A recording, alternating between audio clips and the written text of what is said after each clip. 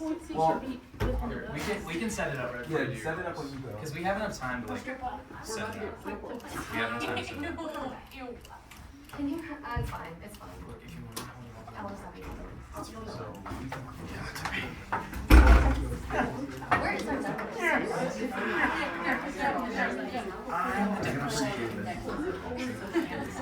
Yeah, please. I don't need them. I know. I was like.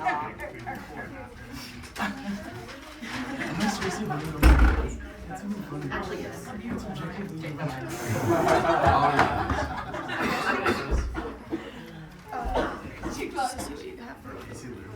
Or closings rather.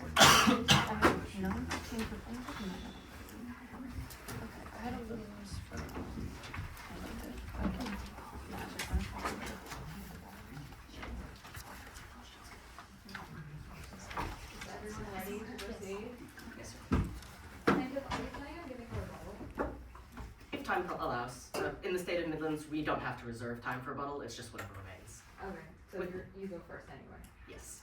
With that, may I get a time check for how much I have on closing? 9 minutes and 7 seconds. Your Honor, opposing counsel, members of the jury, may it please the court. A man dies in a locked room. There's only one entrance, and there's only one exit. The man is alone in this room, and yet we agree, someone has killed him. When you're writing a novel, this is what's known as a locked room mystery, and they're quite clever. But in real life, a locked door is a clue, because you need a key to get in. Find the key, and you've found the killer. Now, the defendant in today's case, Taylor Hobson, she likes to live large. 6 cars, 2 houses, a chef, a chauffeur, she has it all. All, of course, on her father's dime.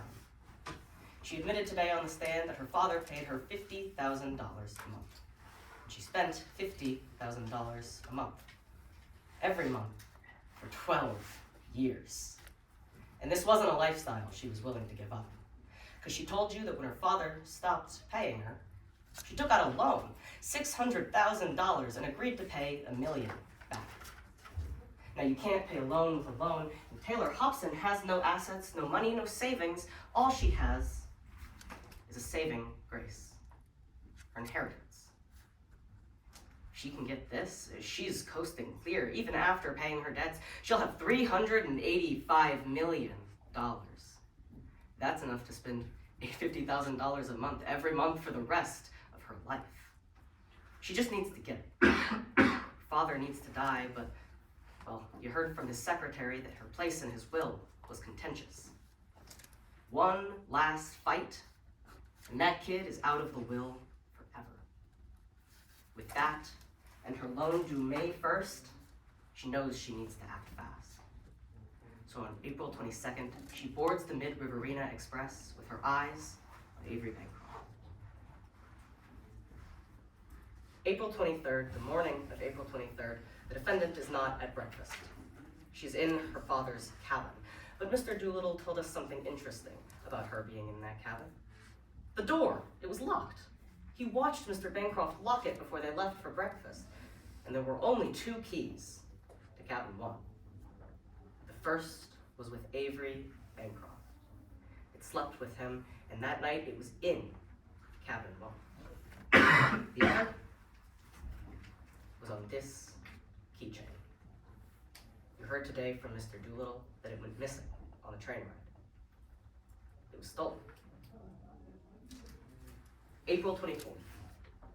Taylor Hobson and her father get into a nasty fight. The defendant admitted to you in front of you today that her father wrote a new will in front of her. Not signed, not active yet, but this will, there's no Taylor Hobson in it. She won't get the money, she won't get her cars, and not a single cent, and certainly nothing to pay back her loans with. You heard today from another witness, Rory Sheldon, that after this will was written, Taylor Hobson got up, she left cabin 1, and she walked straight to the storage cabin. A room where even Ashley Connell from the defense had to admit she was seen reaching on the shelf of rat poison. But that's not all Rory Shelton saw. She saw that keychain, the missing Doolittle keychain with the key to cabin 1 in Taylor Hobson's hand, right as she left cabin 1. That's not all. Another witness saw that key. Jordan Nathanson took the stand today and told you that the key to cabin 1 was seen that day too, swinging now on Taylor Hobson's keychain. It's not the only thing he told you. On April 25th, after the death of Mr. Bancroft, Jordan Nathanson investigated her trash. And when he looked inside, he saw a box of rodenticide, the very same brand that killed Avery Bancroft less than 12 hours after she was seen in the storage cabinet. April 25th. The Connells see a figure in a hoodie just like Taylor's walking into cabin 1. He's dead 2 hours later. Now, the plaintiff has a burden in today's case. In order for you to find the defendant liable for the death of her father and revoke access to this inheritance she needs so badly, the plaintiff must have proven their case by preponderance of the evidence. Now, that's a legal term that means simply more likely than not. And now, we don't know what happened in those 2 hours in cabin 1. But we don't need to. Because there was one person who had 385 million reasons to kill. There was one person who not only had access to the rat poison, but was seen with it time and time again. And members of the jury, there is only one person who could have committed the crime. Find the key, and you found the killer.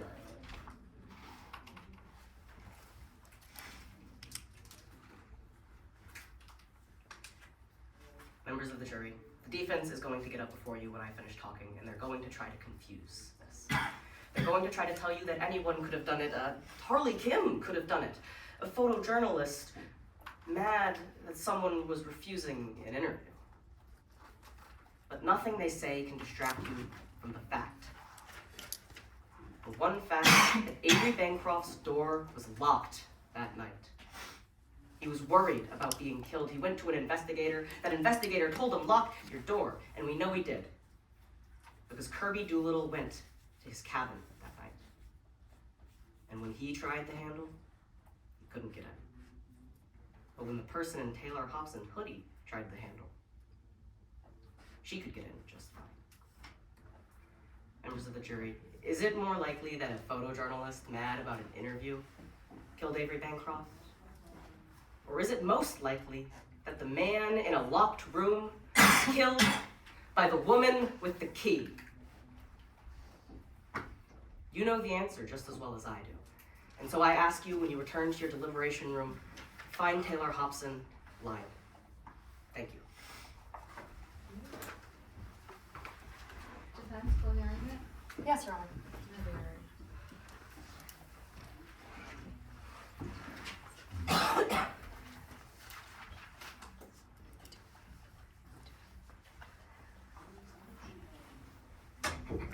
Your Honor, as we don't have a demo stand right now, permission for my co-counsel to hold the demonstrative when I do my closing argument, or yes? Yes, Your Honor.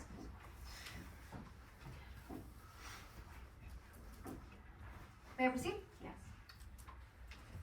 Your Honor, opposing counsel, members of the jury, may it please the court. Harley Kim wanted Avery Bancroft out of the picture. On April 25th, 2024, passengers aboard the Mid Riverina Express woke up to the sound of screaming. Avery Bancroft, the father of Taylor Hobson, and today's plaintiff, Shannon Shahid, was found laying on the floor in his cabin, barely clinging to life. And despite the best efforts of those on board the train to revive him, unfortunately, they couldn't. Ms. Hobson told you that When she saw this happen, she couldn't believe it. She reached to feel for a pulse, but there was nothing. She also told you that as she stood there looking at her father die, Harley Kim was there, taking photos of his body. Now, we are here in court today because the plaintiff has brought a suit against my client under the Slayer statute proceeding. And what this statute states is that any person who is the culpable actor in the death of another is barred from receiving any part of the decedent's estate. Now, a culpable actor just means that somebody acts purposefully in committing the murder of another person. And acting purposefully just means that one acts in a way that they expect their actions to deliver a certain result. Plaintiff counsel had to prove that Miss Hobson purposefully killed her own father. Now, as the defense, we bear no burden of proof. That lays entirely on the plaintiff. They must prove to you by a preponderance of the evidence, members of the jury simply meaning more likely than not. And as my co-counsel Katie Scott told you earlier today, we didn't even have to call a single witness. We didn't have to present any evidence because we did not take on a burden, but we did. And this wasn't just so that we could point out the inconsistencies, the biases, and misrepresentations of my client riddled throughout the plaintiff's story, but also to show you that there was someone on board who had the means, the motive, and the opportunity to kill Mr. Bancroft. Harley Kim, members of the jury, someone who the plaintiff ignored. At the start of today's trial, opposing counsel Mr. Colfer told you that if you find the key, you find the killer. We'll get back to that in a moment, but let's talk about what the plaintiff actually showed you today. Because you heard from Kirby Doolittle, Mr. Bancroft's former assistant. Miss Doolittle showed you an Instagram post that she made. An Instagram post with the dates, the cabin sections, the cabin number, and when and where Mr. Bancroft and her would be staying, Mr. Bancroft and Mr. Doolittle would be staying on the train. 40,203 people saw this document. They could have known that Mr. Bancroft would be on the train, and as Mr. Nathanson told you, lots of people wanted to harm Mr. Bancroft. You also saw this article, the Gazette, which states Bancroft sighting, elusive multimillionaire Avery Bancroft may be in Australia, detailing Mr. Bancroft's whereabouts because, again, members of the jury, so many people wanted to do him harm. You heard from Rory Shelton, and Rory Shelton told you that him and Miss Kim bonded over disliking Mr. Bancroft. We also talked about the storage cabinet on train that anybody on the train would have access to. Ms. Hobson told you the same thing. What did the plaintiff bring you? They told you that Ashley Connell saw Ms. Hobson reaching for a shelf with magazines that also had rat poison. But if we talk about this rat poison, what did the plaintiff actually give you? Did they call a doctor to call the cause of death? Did they explain how Miss Hobson poisoned her father? Did they explain when this happened, if anyone saw it? If anybody can even say how Mr. Bancroft ingested this poison? How can you find that it is more likely than not that she is liable if nobody can speak to a single element of the alleged crime, members of the jury? You also heard from Mr. Nathanson, a private investigator for the plaintiff. Here's what Mr. Nathanson told you. He's a dear friend of the plaintiff. He's worked with her dozens of times, or a few times a year for years. And he told you that if and only if my client is found liable, he will win $250,000. That's how much Mr. Nathanson's testimony was worth. $250,000, and only if his testimony is helpful in putting away my client. Is that more likely than not, members of the jury? You also heard a lot about a key. If you find the key, you find the killer. Members of the jury, where's the key? This is a keychain. They told you Kirby Doolittle lost her keys. That's it. Where's the key? Where's a photo of these numbered keys? Where's a single person who can actually show the key in court today? Nobody can. So we don't know how Miss Hobson entered the room. We don't know how Miss Hobson poisoned Mr. Bancroft. The plaintiff didn't answer any of these questions, quite important ones, but they want you to ignore this, just like they ignored the motive that Harley Kim had.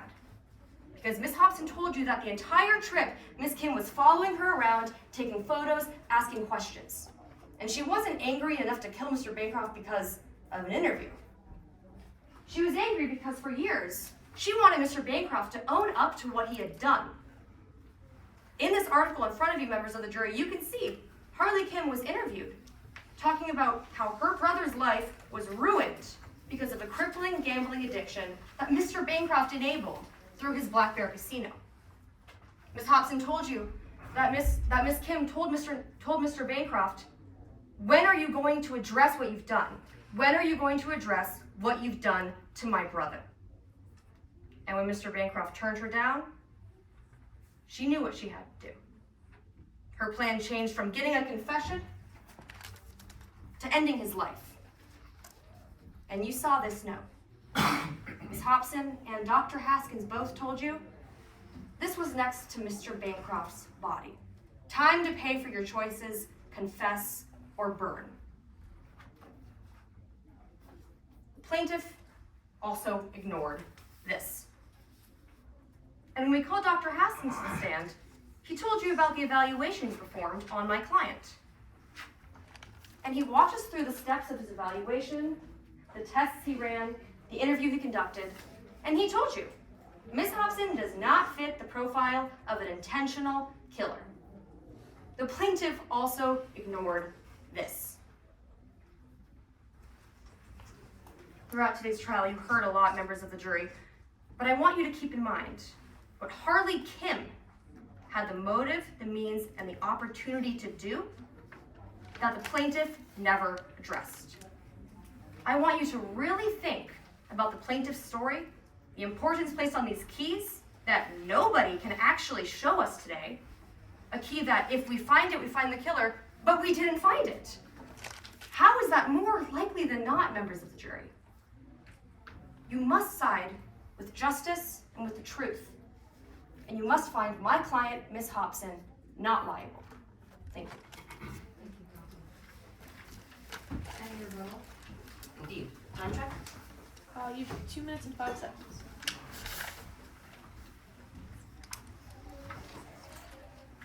Can you 1 second, please? Of course.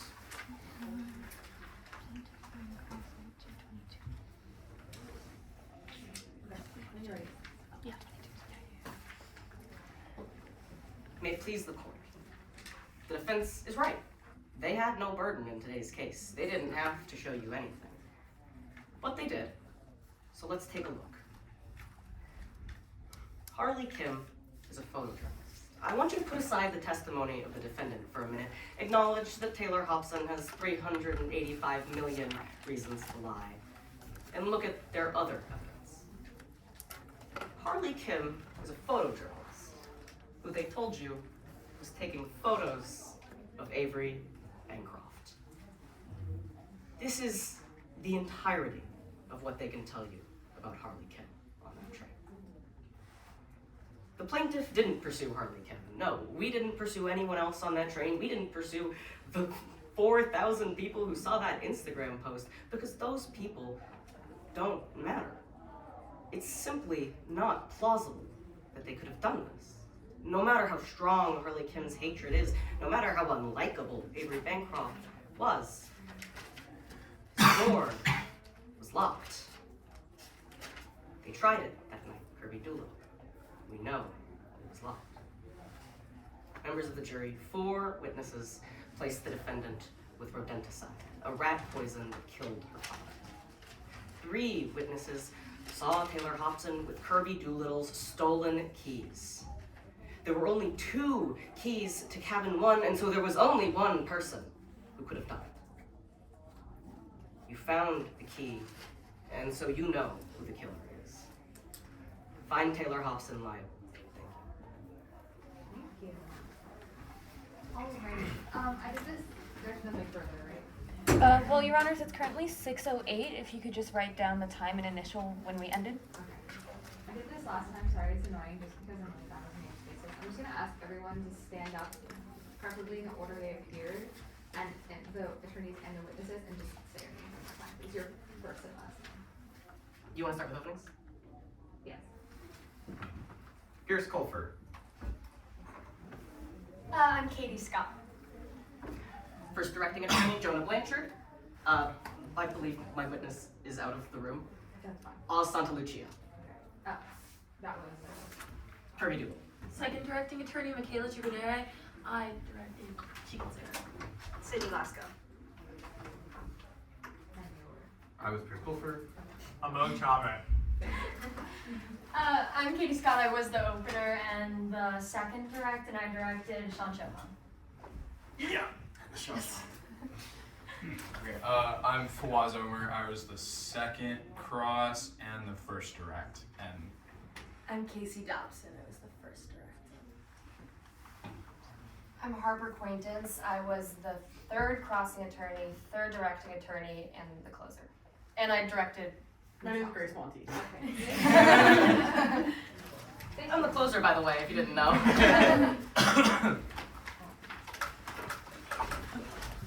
It's also a hard. Thank you for holding. Yes, thank you so much. I'm not gonna let my best show. legendary. No, I was like, you can be on tour. I was just gonna be like, My like friends this. are I like, know. I wanted to. well, I was like, don't just. I wanted to. I wanted to go support it. Yeah. No, I'm just saying that. Yes, you can make it awesome training. So then if we forget, then you can.